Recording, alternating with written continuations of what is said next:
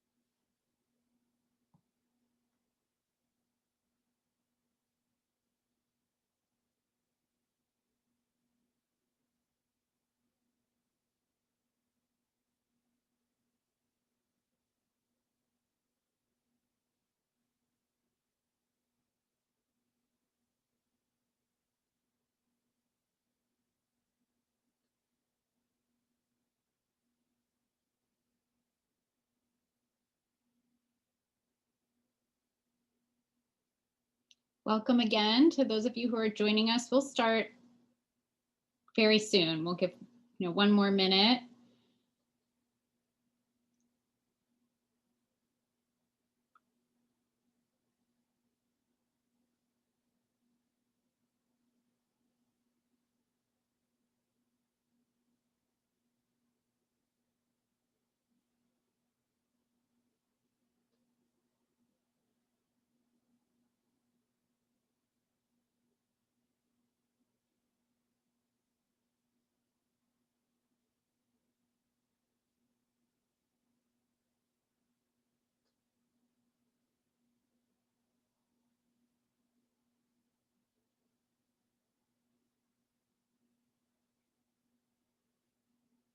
All right, let's go ahead and get started. Thanks so much for to everyone who's joining us right now. Just a few small housekeeping items. We really enjoyed some of the questions you have already submitted to us, and we will certainly try to answer those throughout our webinar today.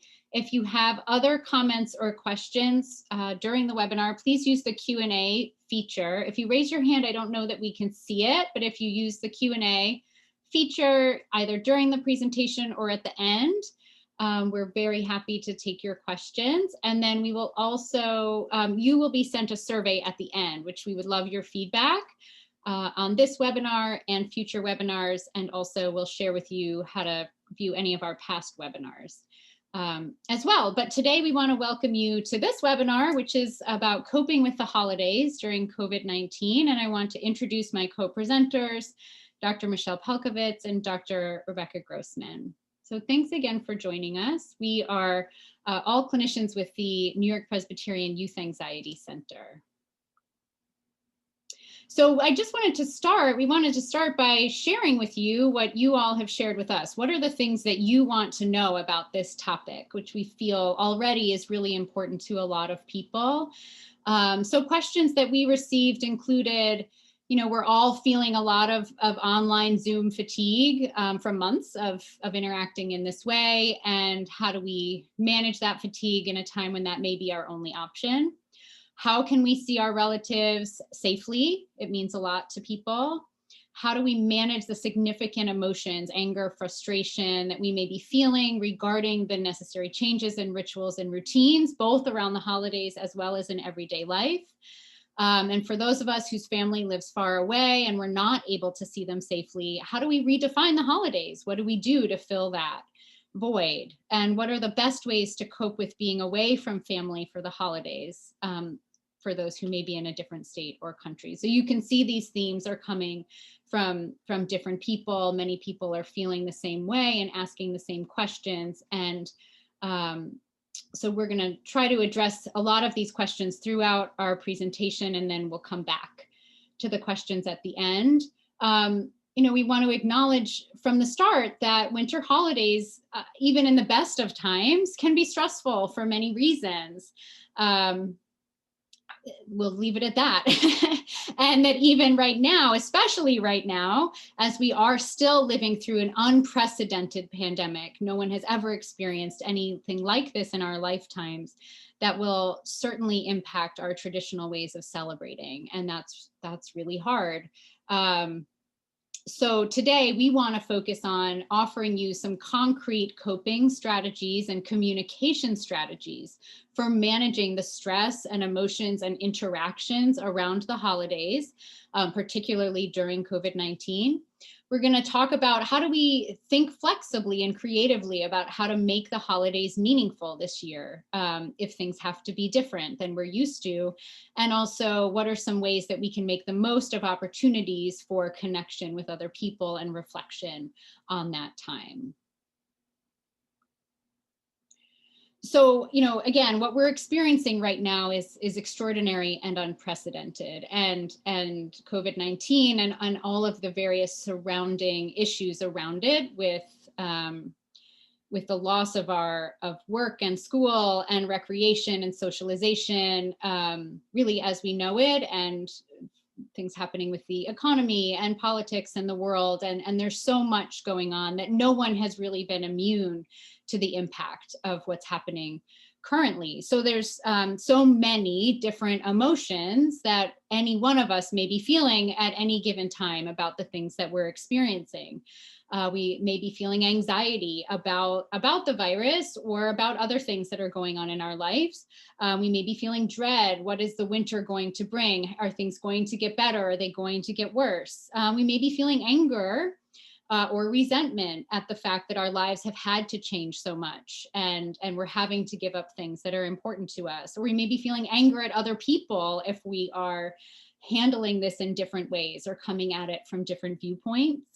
Many of us may be feeling sadness or even grief at the many losses that we have experienced. And at the same time, there are still moments of joy and happiness and maybe hope or optimism that can be experienced and should be experienced in light of everything that's going on. So there's a real range of things that we are feeling. So what do we do with all these emotions? And another thing that's happening right now is we're feeling these emotions, and they might be emotions that are familiar to us, but they're also maybe more intense in a lot of ways than we're used to, and they might be impacting our behavior in a different way than we're used to. And sometimes when we get upset or when our emotions become overwhelming and intense, they can end up seeming like they come out of nowhere, and there can be what seems like an explosion of emotions. It can be, anger coming out as, screaming at a loved one. It could be fear or anxiety coming out as, wanting to avoid in a more intense way than you're used to. It could be sadness coming out as trying to withdraw and, trying to stay isolated even when you know that you need social contact. All of these things, because we're experiencing them more intensely, they sometimes might be affecting our behavior in a way that seems to come out of nowhere. And everyone has a boiling point at which their emotions are impacting their behavior in a way that they don't like, or that they're not happy with, or is problematic for them. But it might seem like that boiling point just hits us without us even realizing. And this is particularly a problem when emotions run high, because our baseline emotional temperature might generally be higher than what we're used to. We might have, before the pandemic, walked around, if we think about our emotions on a scale of 0 to 10, with 10 being the most intense and 0 being the least intense, you might generally walk around at, a 3 or a 4, just sort of regularly. Our baseline emotional temperature might be on the sort of lower end of the scale. But now with the pandemic, with all the stresses that we're experiencing, and particularly during the holidays, when everything generally can be more stressful, our emotional temperature might even, our baseline emotional temperature might be even higher. And that means that we're that much closer to our boiling point without even realizing it. And one of the ways that we can prevent these blow-ups and prevent the sort of behavioral problems that sometimes come with our intense emotions is by just generally being aware of our baseline emotional temperature or taking our emotional temperature regularly. And that's sometimes harder than it might seem. Next slide. Thanks. So we can sort of think about it in terms of 3 steps that we can take. The first step in sort of training yourself to be more aware of your baseline emotional temperature would be to choose a frequency with which you're going to check in with yourself on how intensely you're feeling your emotions. So what I think makes the most sense, usually depending on the situation, is once every 2 hours.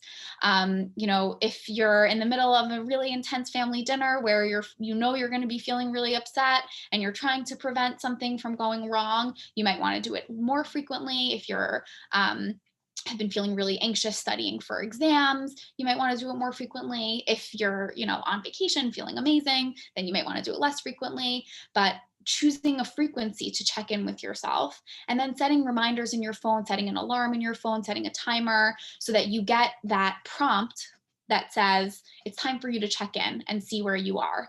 Then next you would go to a quiet, private place if possible, or you just sort of take that space wherever you can, whether it's internally or actually externally, and you ask yourself, how am I feeling on a scale of 0 to 10? What is my emotional temperature? Sometimes it's really helpful to go to a quiet place because it allows you to sort of shut out that noise and really, really reflect. And it's happened to me personally that I've thought that I was doing just fine, and then I went to the bathroom and I checked in and I'm like, oh, I am not doing that well. And I realized that step 3 was necessary, which is to use a relaxation, grounding, or mindfulness technique to lower my emotional temperature so that I'm not quite as close to that boiling point as I might have been. By doing this, by constantly paying attention to where am I normally, where am I at my best, where am I, starting to lose it, and how do I keep myself as close to my baseline or as close to the bottom of this thermometer as possible. And I'm just going to talk about 2 relaxation and grounding techniques. I'll take you through them right now. We don't have a ton of time. There are a lot, and you might have a favorite mindfulness strategy or relaxation technique.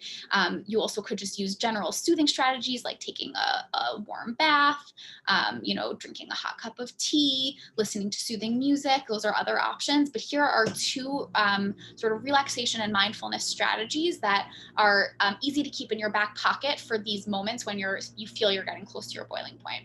So the first is called square breathing. There was one question that I want to clarify about what we mean by emotional temperature. And this is different than your body's temperature, like having a fever. We use the idea of a thermometer and an emotional temperature. It's sort of a metaphor of sorts, like we would take our temperature to see how we're physically feeling. Your emotional temperature is like the intensity of your emotions and the quality of your emotions. So if I'm pretty calm, I may be at like a 1, 2, 3 out of 10. If I'm really upset or really activated, I might be at an 8, 9, or 10 out of 10. And so that's what we mean by a thermometer. It's sort of checking in with your own emotional level. Mm-hmm. Yeah, thank you for that. That was a really important clarification. And sometimes you can feel the effects of your emotions on your body, which is actually why these relaxation strategies can be helpful. But these 2 things are related, but not the same. So square breathing is a type of what we also call paced breathing. Sometimes when our emotions run high, our breathing can get a little bit out of whack. So sometimes we think of breathing as something that we don't even have to think about because it's a reflex. We don't really have to remember to breathe. We just sort of do. But many of you might be familiar with that feeling of feeling really scared, feeling really angry, and maybe even feeling really sad, and just feeling your breath get a little bit out of control, feeling it, be faster than you'd like it to be, feeling like you can't catch your breath, or feeling just generally like your whole entire body is not very calm. And by using the strategy of paced breathing, you're sort of telling your body and telling your brain, I need my whole entire body to just go into relaxation mode instead of being in what we call fight or flight mode. Now, paced breathing, square breathing can be done in a billion different ways. I like this one because it also has this visual of a square that's sometimes also really helpful to focus on when you're really upset. Some people prefer rectangle breathing, so they don't necessarily want everything to be exactly the same amount of time. Some people prefer different shapes, but generally speaking, the idea is that you have 4 different components of your breath. There's the breath in, there's holding, there's the breath out, and then there's holding. And for some people, the holding is hard and doesn't feel relaxing, so you can hold for very briefly. That's what the rectangle would be, but I'll show you what it looks like. I like the breath in to be through the nose, and it's not necessarily 4 seconds, it could just be 4 counts. So it's, and then a hold. Again, it could be the same amount of time or it could be a little bit shorter for 4 counts. And then an exhale, I like it to be slowly through the mouth like this. And then a hold. Again, inhale through your nose. Hold. Then exhale through your mouth. Hold. Everyone's breath is a little bit different. Everyone has different needs for their breath. But what I like again about this is that it forces you to focus on all 4 components, and it also has this sort of visual to focus on. The next technique is another one that I really like. This is called 5, 4, 3, 2, 1. And this is basically what I like to think of as a shortcut to mindfulness. I'm sure many of you have heard of the concept of mindfulness. I personally find it a practice that's very difficult to do. There's a lot of research that shows that mindfulness is very helpful and a very useful strategy. And I wish that I could do it as easily as just being able to pull it out of my back pocket to use it, but it's a practice that I'm trying to work on. 5, 4, 3, 2, 1 is something that doesn't require very much practice. It just sort of is there at your fingertips. The idea behind mindfulness is that in order to sort of calm yourself, whether it's calming your mind, calming your body, you need to be focusing on the present moment and on your current physical your current physical sensations. If you are paying attention to the things that are going on around you, you're paying attention to what other people are saying around you, you're paying attention to something that's going to be happening at some point in the future, or thinking about something that's happening in the past, then you are probably exposing yourself to a lot of things that are going to impact your emotions, maybe in a negative way. But by focusing on the here and now and focusing on your body as it feels right now, you are sort of blocking out all of those things and you're eliminating those feelings to the extent that you can. So 5, 4, 3, 2, 1, basically all you do is you just do the things that are listed right here. I'm gonna demonstrate it for you. I like to start with taking my emotional temperature. So I'd say my emotional temperature is probably about a 5 out of 10 right now. And now I'm going to just name 5 things that I see. I see the computer screen. I see my water bottle. I see my phone. I see my television, and I see the door. 4 things I can feel. That's the tactile sense. It's the feeling of touch. I feel the texture of my tights. I feel the sensation of my feet on the ground. I feel the texture of my sleeve, and I feel the coldness of my water. 3 things I can hear. I hear my husband making dinner for me outside, which I'm very appreciative of. I hear street noise, and I hear my computer humming. 2 things I can smell is the dinner and my conditioner, and 1 thing I can taste is my water. And I also sometimes do 1 thing I'm grateful for. So rather than doing 1 thing I could taste, if you can't taste anything, then it's also a moment to take gratitude and reflect on something positive in your life. Now my emotional temperature is definitely lower. It's more like a 2.5 or 3. So I really like this technique. Like I said, it's you can also do it even shorter. You can say, okay, I'm just going to focus on 5 things I can see. I'm just going to focus on, the physical sensations, the tactile feelings that I feel. And it really helps you to just sort of get into your body as opposed to being kind of distracted by the things that are distressing you.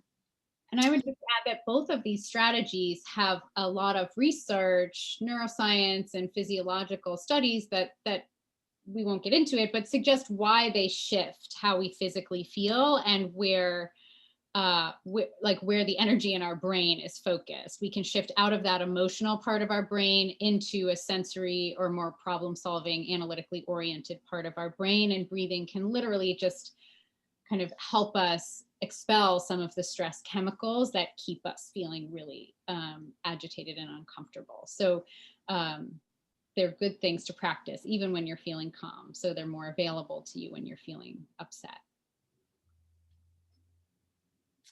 And the third thing that we're going to talk about in terms of regulating our emotions is basically planning for stressors. A lot of things come up that we cannot anticipate. A lot of really stressful things. We're living in it right now. Pandemic is something that we did not know was coming.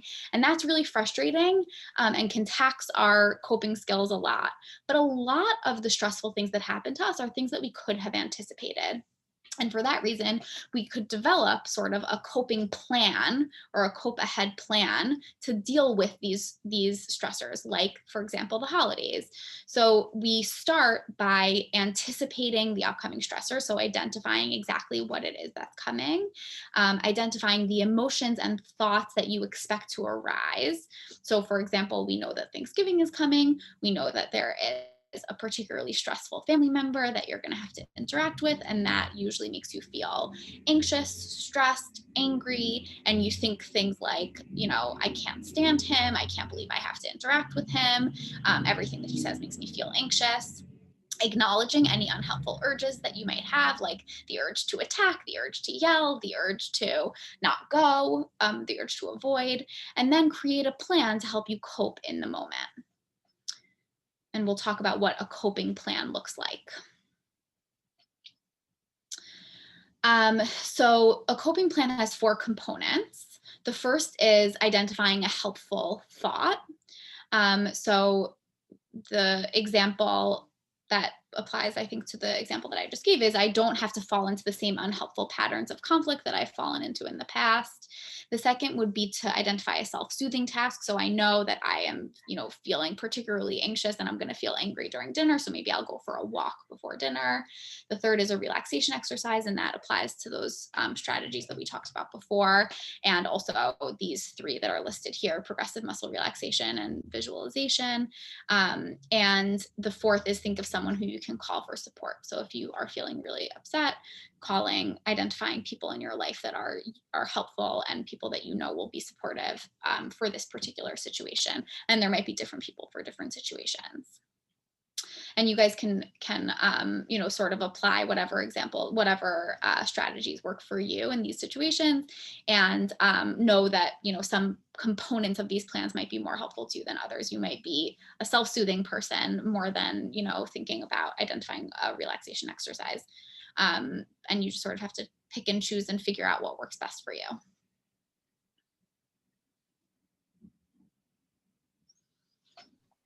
All right. Thank you, Dr. Palkovich, for some really great skills for self-regulating and coping. I'm going to cover some effective communication skills. Communicating effectively, especially now when we're all under so much stress, it's hard. And it's hard even when things are going well. So when your emotional temperature is high, it just is much harder to be effective and clear in communicating. So I think kind of some of these skills are prerequisites for communicating effectively. The focus should really be on being assertive, being honest, and being clear. And ultimately, in these kinds of stressful times, being aware of what kinds of topics that you might want to avoid and how you can make this holiday as conflict-free as possible, because there certainly are plenty of opportunities for that, and people are pretty tense. So I'll talk about a couple of communication strategies. So when we communicate, there's a bit of this Goldilocks rule. We want to find something that doesn't kind of overshoot or undershoot to get our needs met. We need to find the sweet spot. So how do we communicate assertively? Assertive communication is a combination of recognizing the needs of the people that we're communicating with, as well as getting our own needs met. When we use passive communication, we tend to prioritize the needs of other people or the prioritizing avoiding conflict instead of getting our needs met. And then when we use aggressive communication, we prioritize our own needs and kind of getting our needs met in this confrontation without thinking about the needs of other people. But if we're assertive, we can kind of find a sweet spot of balancing both our own needs and the needs and feelings of the people around us. So I'll go through a little example and we can see how these strategies apply. So this is a dilemma a lot of people are probably experiencing now during this season, and certainly probably will come up in the next few months as we get into the rest of the holidays. So here's Alex's dilemma. At the beginning of this semester, Alex went out of state for his sophomore year of college. When he left town, he planned on coming back to town for Thanksgiving to visit his family, including his grandmother. But now with COVID numbers rising, he doesn't feel that it's safe to travel for a visit, and that would pose a significant risk to his grandmother's health. Alex's parents call him every day to convince him to change his mind. Alex doesn't know how to get them to stop. So our goal here is not to make a decision about what Alex should or should not do. It's about how he can communicate to get his needs met and be assertive and clear in his perspective. So if he was passive, he might try to completely avoid this conflict and just ignore his parents' calls until Wednesday when it's too late for him to get back home for the holiday. And ultimately, if he's prioritizing avoiding this conflict, not getting his needs and prioritizing their needs over him, no one's needs get met in this situation. He's not able to acknowledge their feelings. He doesn't get to share his feelings, and he kind of waits till the last minute and the needs aren't met. If he were aggressive, he might say something like, no matter how hard you try, you won't change my mind. Unlike you, I don't want to kill grandma. So he's being pretty aggressive here and stating a hard line without really acknowledging anyone else's feelings or anyone else's perspective. It's a pretty harsh way of putting that, feeling like he is right and he might leave his family upset. And maybe he's gotten his way, but there are some kind of some consequences to the way that he got it. So how can he do this more effectively? Could try something like, I feel a lot of pressure to change my mind. I've made my decision based on what I think is safest for our family. I'm sorry that I won't be able to spend the holiday with you in person. So why is this good assertive communication? There are a couple of elements to this that I think are really helpful in how he communicates. What is assertive about this and what is kind of most effective about this? So the first is that he starts with an I feel statement, talking about how he feels in this situation, reduces any of the blame, and avoids kind of the potential that he's coming at the situation by attacking someone or putting someone on the defensive. When he talks about how he feels, that's something that he knows for a fact instead of telling someone what they should or shouldn't do or what he feels like they've done. He also asserts his decision. So he says that he's made his decision and that he's comfortable with it. He describes facts and not talking about how one decision is better or versus the other. So really being kind of objective about the situation. And the last thing that this is really nice that he does is that he kind of empathizes and recognizes the position that his family is in. So apologizing for the fact that he won't be able to spend the holiday with them in person and recognizing how what their perspective might be and how they might feel. So a couple of additional communication strategies that kind of you might want to think about, because we don't always have the opportunity to lay things out so neatly and assert our positions, and sometimes conflict does arise. The first thing is avoiding contentious topics. We're all really stressed with a pandemic, politics, and just the kind of this new reality. The holidays are stressful as they are during any time. So think through in advance, what are your hot button topics? Who's likely to bring those up? And what topics do you feel like should be off limits? Maybe you can engage your family in a discussion about what you feel like is off limits. And if you don't feel comfortable with that, then you can kind of think through yourself, what are the things that I need to know are going to push my buttons and raise my emotional temperature where I need to step out or excuse myself so that you can avoid that conflict. If conflict does arise, there are a couple of things to keep in mind. The first is there's that saying, strike while the iron is hot, kind of take the chance when you get it. But when we're communicating about contentious topics or dealing with conflict, the best way to do this is to strike while the iron is cold. And again, using that temperature metaphor, we don't want to strike when our emotional temperature is really high. Striking while the iron is cold means giving yourself some time to think things through, calm down, and communicate more effectively and more thoughtfully, using your more assertive communication instead of maybe being aggressive or passive, depending on what your tendency is when you feel really emotional. So coming back to the situation or the topic when things are a bit cooled down. And the other thing is know when to hold them, know when to fold them. So this is kind of a metaphor from poker, but we want to know when we should stick to kind of our guns and what we want to stick to versus when can we agree to disagree. And I think especially not right now and during the holidays and with things being as stressful as they are, you might find yourself agreeing to disagree and walking away from topics and issues more than you normally would under other circumstances. Now, if any, is a time to kind of count the blessings that we do have and picking our battles a bit more wisely and a bit more frugally, because there might be more of them and it might be a bit more stressful.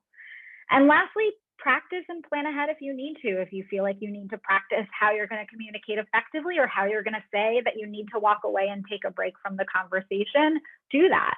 And if you need to plan ahead for what it is that you're going to do when these situations come up, what the topics are that are kind of off limits for you, then go ahead and take that time in advance so that when the situation arises, you feel prepared. So I want to come back to this idea of mixed emotions. And, I started our talk today about by just sort of giving examples of the many different types of emotions we all may be feeling. And also, by saying that the holidays are stressful even in the best of times. And I think for each of us, it is important to think about what that is and what are those emotions that come up for you around this time. And maybe they're all positive. Maybe the holidays are the best time of the year for you and you love everything about it and look forward to it. And so it's really a disappointment for what may be different that is the reigning emotion. Often there's a busyness and a stressfulness around the holidays of everything that has to get done and places to go and people to see. And perhaps that may feel different. And there may be some positives about that.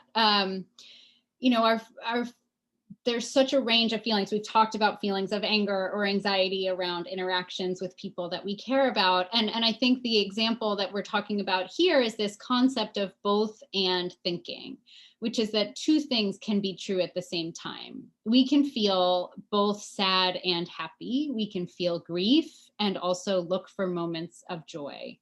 We can experience loss and also know that we feel that way because it's because of love, right? That these things that often go hand in hand, and the holidays feel so important to us, or feel, there feels like such a loss around it because they are important to us. So we can feel disappointment for what we don't have, and also try to find a space for gratitude for what we do have. And we can experience anger and anxiety and still feel some hopefulness. Like all of these things can exist at the same table, right? Or at the same time. I think that sometimes we can feel more stress when we're trying very hard not to feel a certain way or to acknowledge a particular emotion, and often trying to ignore a particular thought or a particular feeling only makes it stronger. And this too has been verified in research, and you may have heard of this before, this white bear experiment, where if we were to ask you to think of anything in the world, but don't think of a white bear, then everyone immediately thinks of a white bear. In the process of trying to push something away so strongly, we automatically, are thinking about it and feeling it, or it's going to pop up somewhere else when we're not prepared or feel as ready for it. So we can acknowledge that there's grief and disappointment and still look for and appreciate some positive moments throughout the next few weeks or few months. Michelle mentioned mindfulness, and so I want to come back to a couple of concrete strategies for trying to be flexible during this time and for making meaning. So coming back to this concept of mindfulness and how we might use it as a strategy for being flexible and making meaning. To review, mindfulness means being fully present in the moment without judgment for what you find there. So without trying to place a value judgment on whatever thoughts or feelings you're feeling internally or whatever is happening in the environment around you. This is extremely hard and takes a lot of practice and is not something that one can just use in the moment when we're at a 10 out of 10 to suddenly be very Zen. That's not really how it works. It's a practice that ideally is cultivated over a long term, especially as a regular habit when we're calm, so that we may be better able to appreciate, slip into a way of paying attention to our own internal state or what we're experiencing around us because we have practiced that skill, like working out. But mindfulness is a way that we can try to tune into our own emotions and feelings. And why is this feeling like such a struggle right now? And maybe it's very obvious, but there may be some other subtle things that we hadn't quite acknowledged or paid attention to. So we can take a few minutes just now, and I'll just, I won't prolong it, but take a few minutes to notice what's going on for you right now in this moment. If we pause, just notice the thoughts that pop into your mind. Can you touch base with an emotion that you're feeling? Any physical sensations? I always lower my shoulders when I do that check-in. Any urges to action? What do I need to do after this? Who do I have to call? What's coming next?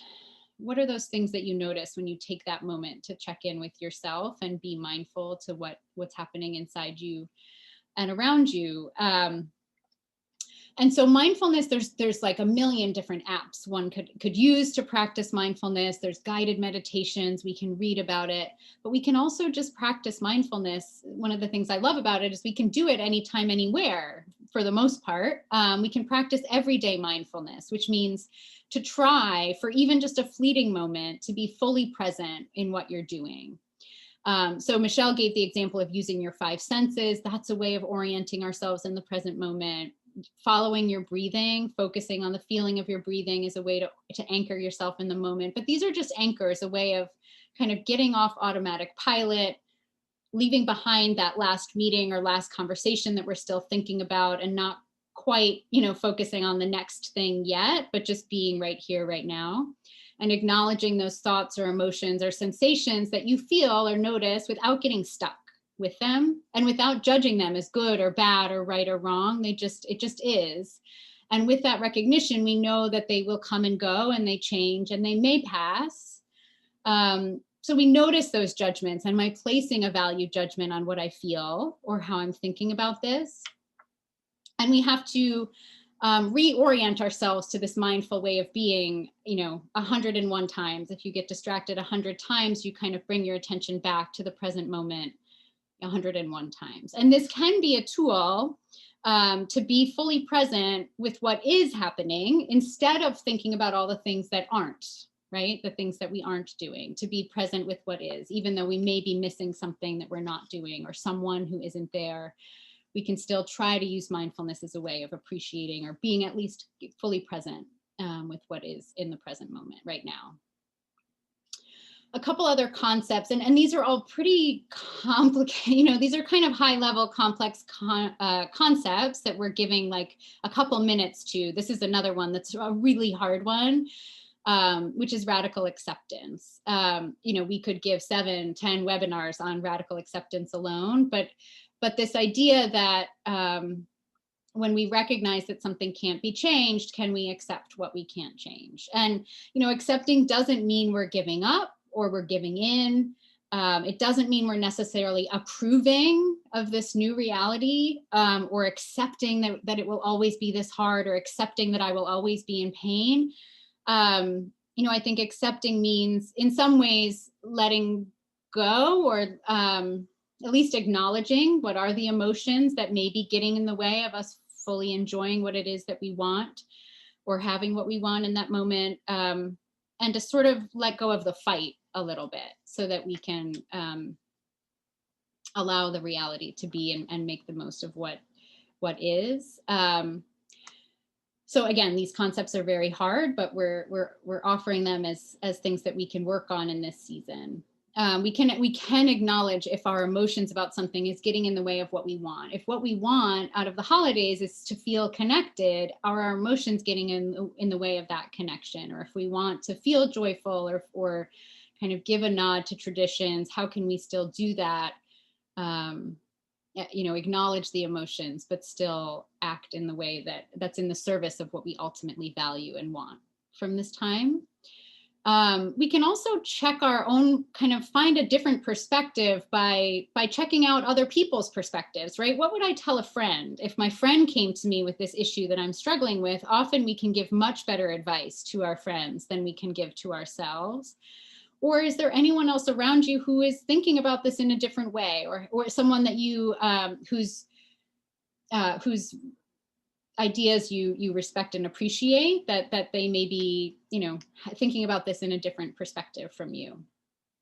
And then we can also, again, this pandemic is new to all of us. We've never quite been through something like this, but have I coped with loss or change or disappointment in the past? And what did I learn from that? And what did help me get through other hard times that, again, may be different and not the same, but what people or strategies, or maybe it was just time, but thinking about, what has been helpful to you before may be helpful to you again.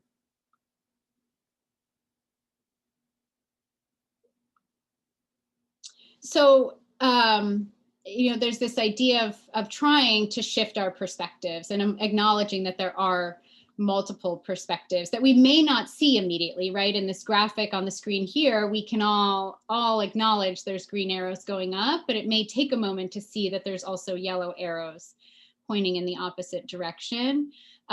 So I think this came up in your questions. How do we think about what we want ultimately? What do the holidays mean to us? What do we value most? And how do we find that in a new way? How do we think flexibly and creatively and redefine what this particular holiday may mean? There's such a mix of emotions, but this may be an opportunity to get rid of, to do it differently this year. Are there things that you would like to, that may be good about not being as busy, or having to travel, or keeping it smaller or simpler, that may allow us to really fully connect with those values that mean the most to us about this time of year? How would we want it to be different if we can redefine it for ourselves? And can we see this as an opportunity to try that? So again, amidst all of the change and the stress and the loss that we've all experienced over the last 8 or 9 months now, have there been any pleasant surprises? Has there been any moments of peace or joy that you weren't expecting, or things that you discovered by giving up something that you found something else? Are there any other alternative ways of looking at this situation that might be helpful right now? And then again, there's lots of different resources that we can look to think creatively about how do we still make these holidays special. We are all so sick of Zoom at this point, but it is a tool where we can try to connect with the people we love most, whether that's cooking, sending everyone the same recipe and cooking the same recipe over Zoom. In our work group today, we were talking about different ways we could do gift exchanges remotely, and trying to capture some of the fun of our holiday parties that we enjoy. Obviously, it won't be the same, but what can we do to make that still a time that we can connect and shift out of our work selves and into enjoying time together in a different way? So sending cards or gifts in the mail that we can open together over the phone or over Zoom or another platform. for yourself, or having everyone in your family make a list of the things that you're thankful for, or making a list of things that you're looking forward to for next year or the year after that, or this summer. What are the things that keep us hopeful and optimistic and looking towards the future?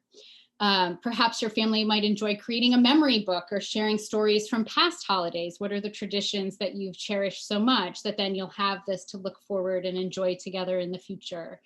Or together you commit to helping others at home. How do we help each other out, even within our own families or within our larger community? Are there ways that we can create new traditions or redefine our old traditions in a way that feels meaningful?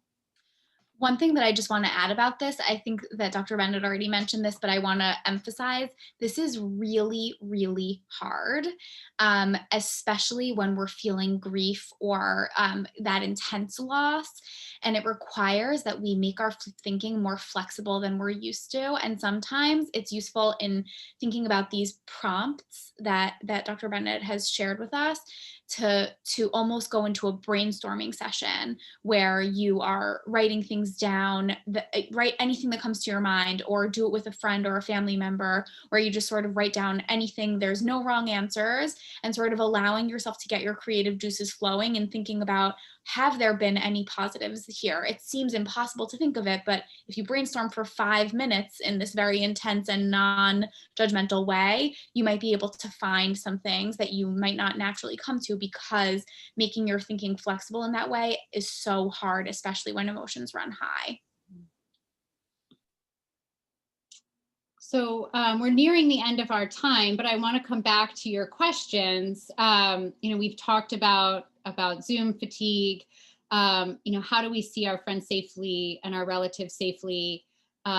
We defer to CDC guidelines and your own sort of state guidelines around this. So we wanted to focus on, how do you have conversations with your loved ones about the guidelines and what is still available to us if we were to try to do this in the safest way possible. We've talked about some strategies for managing anger and frustration, things, kind of brainstorming ways that we can redefine the holiday, and some strategies for coping. And again, acknowledging that this is hard and these strategies are not going to make the hardness go away, but it is a way to try to, again, I come back to this word of values, and what is it that makes the holidays so important and special, and how do we connect with that core value of what that means to each of us, even if it has to be different. So we hope this has been a bit of a helpful introduction. Again, any one of these concepts could be its own webinar, and we do want to, we have a lot of additional webinar content and even unpacking some of these ideas in different webinars. If you want to revisit some of our past webinars, they're all free and listed on our website. And we're happy for a few more minutes to take any other additional questions that you have, but I know time is really valuable right now, and spending another 45 minutes in front of the computer is a lot. So we thank you so much for spending time with us, and wish you a good evening. Thank you, everyone. Yeah.